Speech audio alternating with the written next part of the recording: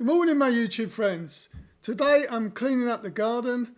I'm going to be chopping back and fertilizing the Robellini, aka the Pygmy date palm. I'm going to do the bird of paradise. I've already done the blackberries and I'm just going to fertilize the hibiscus. But all you're going to see me do is the Pygmy date palm. Okay, I'm in 9B, Central Florida.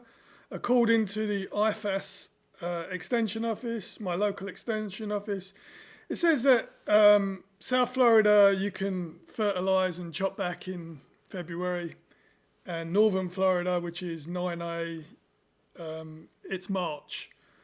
I'm in between, so halfway through February. It's now the 20th. I'm hoping that the cold spells have gone. I think we're going to get a few lows till March. Anyway, let's start. I made a video on how I prune my Robellini, I think it was a year ago, it might be two. If you watched it, you'll see I gave it a Beaker style haircut. Beaker's from the Muppets, and if you haven't seen the Muppets or know what the Muppets are, then you haven't lived. I advise you to go and watch it. So that's what I'm doing again.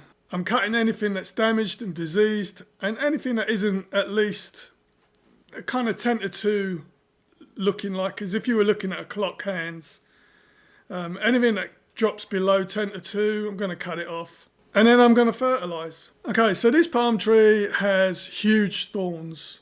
So wear gloves or be extra careful. These thorns are like hypodermic needles. You can wear eye protection, maybe a good idea as well. So I did this last year, and a couple of months later the palm started to look amazing. I got more fronds and it was more greener. It looks super healthy. So the fronds that I cut off, they take a long time to break down in compost. But because I built all those planters, I'm going to just fill the bottoms up, and they work great as a weed barrier. Fertilizing. I like to wet the ground first around a canopy before fertilizing. It's just something I do. I can see the ground is wet, and so I can see the fertilizer more easily where I've sort of sprinkled it around. I'm using Sunniland Palm tree fertilizer. The NPK is 618. So it has lots of nitrogen for the greenery and lots of potassium, which is basically like the well-being and the overall health of the tree. So the way you fertilize is you measure 3 foot up the tree. From the ground, 3 foot up the tree. Then you measure the diameter, not the circumference. It's just how wide it is by looking at it, not going around the tree. That's what I'm trying to say, the diameter. And then you divide by 2.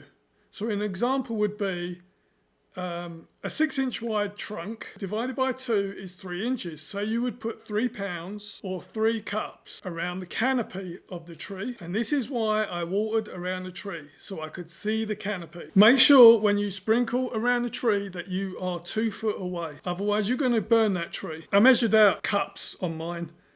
And I drew a line on this coffee cup. Now you notice that my trunk is not 3 foot high. Why am I giving it fertilizer? To be honest, it needs it. It's kind of like a yellow, and I've been doing it since, I think it's about 6 months since I planted it. So what I did was the very first year that I planted, I gave it half a cup twice that year. The second year I gave it 1 cup 4 times a year spread out.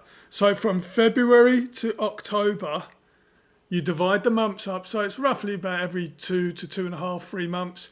I would give it 1 cup around the canopy and water it in. For those of you that don't know what the canopy is, it's the edges of where the leaves hang down. It's like an umbrella where, you don't get wet in the middle, it's the edges. So where the drips go straight down, that is your canopy. So I filled the cup to the line and I walk around shaking the cup evenly. If I have to walk around 3 or 4 times or 10 times, then that's what I'm going to do to make sure that it's evenly spread out.